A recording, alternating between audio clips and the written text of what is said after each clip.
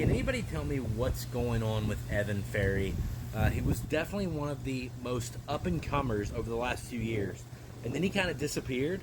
And the rumor was that he was helping to develop the new Triumph 250F, that he'd be, one of the riders on the new Triumph team.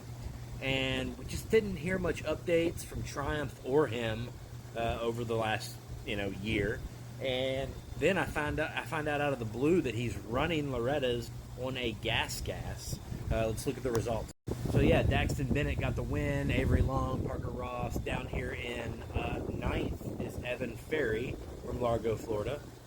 And just kind of wondering what's going on. Have we confirmed he's definitely on Triumph? Who's the insider here? Leave it in the comments if you know behind the know what's going on. I was a huge Tim Ferry fan growing up.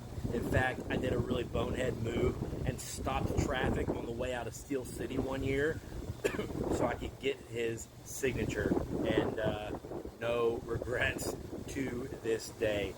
Love the guy and can't wait to watch Evan Ferry hopefully follow in Dad's footsteps.